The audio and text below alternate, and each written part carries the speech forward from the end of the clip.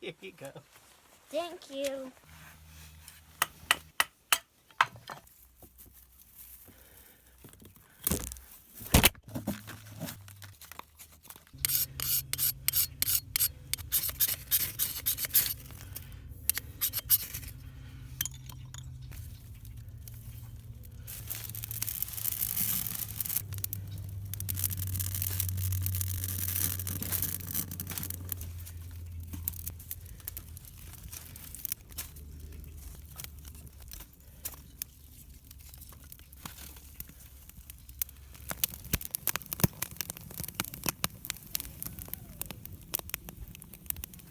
One at a time.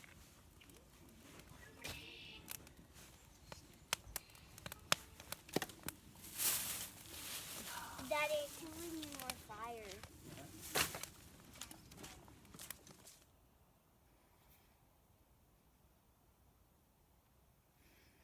So this is my second attempt at shooting this video today. I was over at Lakeside where Camille and I made a pretty ugly fire, but it worked. And just as I was starting to shoot, all the kids came outside and started running around, and so I was waiting and waiting. I mean, it's hard to be grumpy when there's a bunch of happy, laughing kids around. So I figured before I lost my light, I would just come and find a patch of forest. And the reason for this video is I wanted to show you guys something that I find kind of exciting. I won an Instagram giveaway being hosted by Red Lake Outfitters. That's an outfitter in Woodland Caribou Provincial Park. I think I got that right. I mean, it's on the screen anyway, so if I didn't, I'll own that. I've sort of spoken to the guys a bit over Instagram and stuff, and they're a good bunch of guys, and they're running an outfitter in a spectacular piece of the country. It's just beautiful out there. I look at their outfit and I would love to, if I ever get some time, I'm gonna go. They're just in Ontario, which is the next province over, but they're on the other side of Ontario, so they're essentially almost in Manitoba. They're on that border. Ontario is huge. I can't just go for a weekend. Anyways, what I wanted to show you is what I won was this. Want to see that again? It's a Wetterlings Swedish forest axe, discontinued in favor of their Hudson's Bay, which has also been discontinued now, but I'll get to that in a minute. It is pristine. I haven't, it's not stropped, it's not sharp. I haven't even touched, well, you know what? Okay, now I've touched the head. I've been waiting to do this video for, I don't know, two weeks now, I think, maybe 3. It's not oiled, nothing. It's still absolutely brand new. Step back a bit so you can get a, right? 22-inch handle, I think. Measurements are going to be on screen right now. Anyways, it's nice because it's like the next size up from my Gransfors small forest axe, and I think it's got a really nice heft to it. It's like there's a lot more power than with my little was it 19-inch, the small forest axe. Anyways, when I got this, I discovered that Wetterlings not only is no longer making this axe, but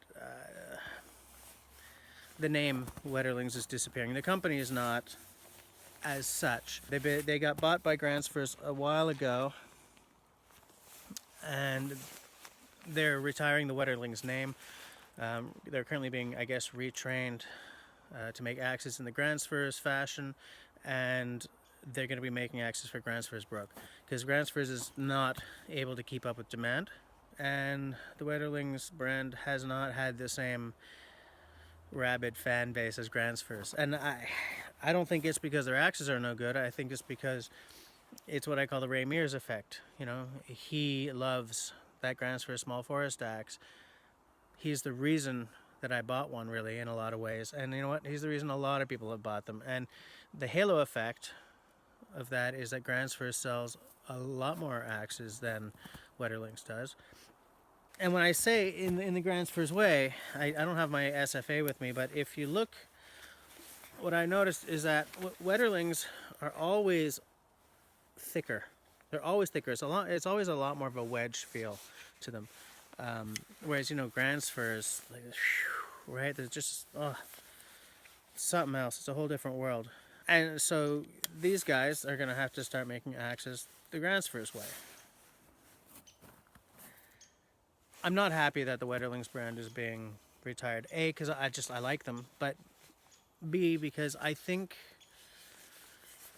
that guys who like this more wedge-shaped head have found a place in Wetterlings, and they're, you know, like I don't have a Holtzbrucks or Husqvarna, I don't know, but this company served that segment really well.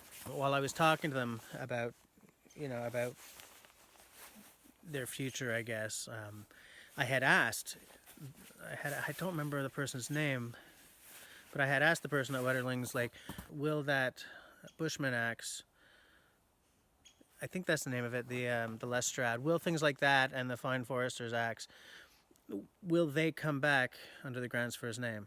And she said, I don't know. You have to ask Gransfors Brook. So I sent them a note and they haven't answered me. Anyway, so when I got this, knowing that the name was going to disappear, right?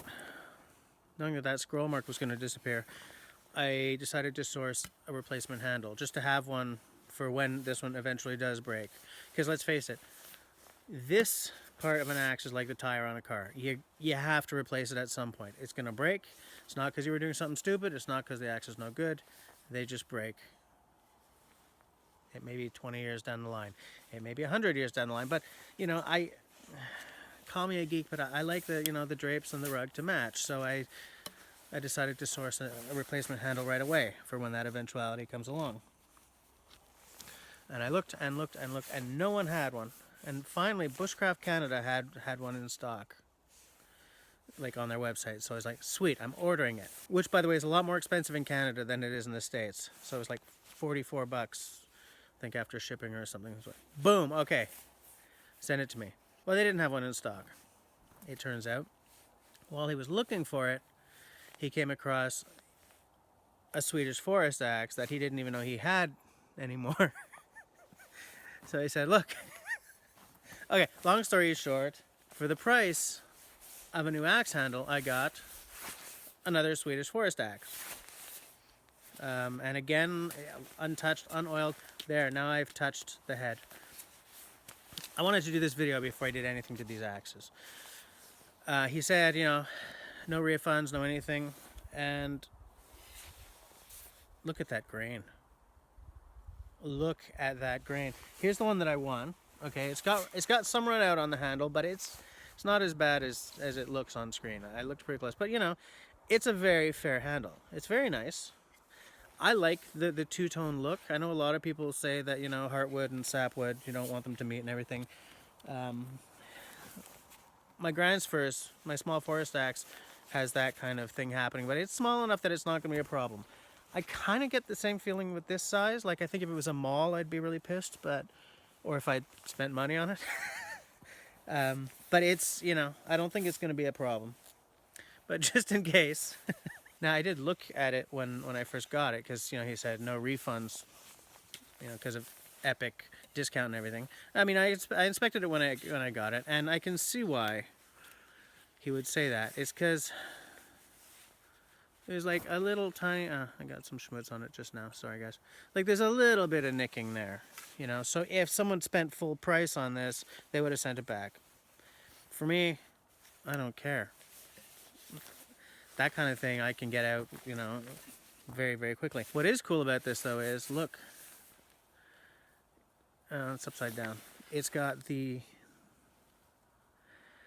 old maker's mark on the blade, which I like better than the new one. For those of you who don't know what I'm talking about, okay, there's the old one. Okay, see right there? And that's the newer run right there. I had asked Wetterlings why they changed it, because look, that's just not nearly as nice. And they said it was because they wanted something that when they pounded it, it would go deeper. That one, I guess because of the complexity, it doesn't really go all that deep. And you can see, like, there, right in the light. See, it doesn't go in very deep. And I've got another Wetterlings, and that Maker's Mark is never fully, you know, there's always a bit of it washed out. So I get that. So I'm not sure what to do. I think I may keep one of these for my daughter for when she comes of age. You know, oil it up, sharpen it up, keep it aside for her. I'm not sure yet, but that's what I've been thinking I would do. Anyway, so that's it. I just wanted to show you my 2 new Swedish forest axes, and to, you know, do a little, say publicly that I'm going to miss Wetterlings as a brand a lot. I think that whenever we lose a seminal brand, okay, because we're talking about an older company than Gransfors. We're talking about 1880, I think it was, when they started, and Gransfors was 1906 or 1908. I mean, they're both old companies, but Wetterlings has history behind it, okay? The fact that this name is disappearing is big news, whether you're a fan of Wetterlings or not. Personally, I like Gransfors a little better. They take it up just a notch into territory that I personally like on an axe, but I think Wetterlings is a very important brand, and I'm going to miss seeing them around. So, I'm glad to have these 2 Swedish forest axes. So that's all she wrote, guys.